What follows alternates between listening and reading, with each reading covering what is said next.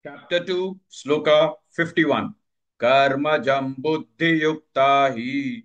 Karmajam buddhi yukta hi. Karmajam buddhi yukta hi. Phalan tyaktva manishinah. Phalan tyaktva manishinah. Phalan tyaktva manishinah. Karmajam buddhi yukta hi. Phalan tyaktva manishinah.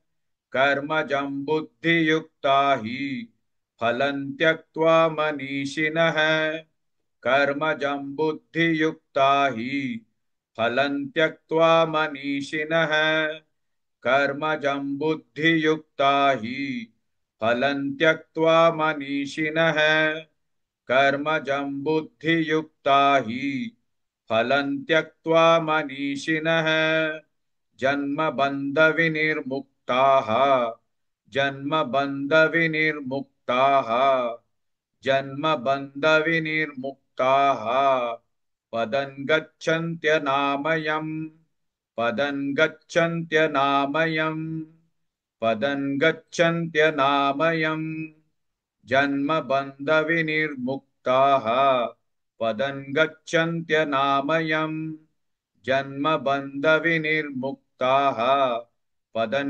गच्छन्त्यनामयम् जन्मबन्धविनिर्मुक्ताः पदं गच्छन्त्यनामयम् जन्मबन्धविनिर्मुक्ताः पदं गच्छन्त्यनामयम् जन्मबन्धविनिर्मुक्ताः पदं गच्छन्त्यनामयम् कर्मजं बुद्धियुक्ता हि फलं त्यक्त्वा मनीषिणः जन्मबन्धविनिर्मुक्ताः पदं गच्छन्त्यनामयम्.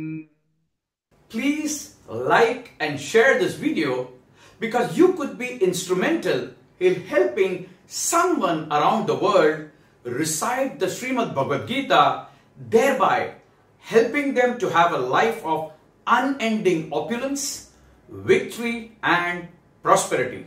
This is mentioned in chapter 18, sloka 78.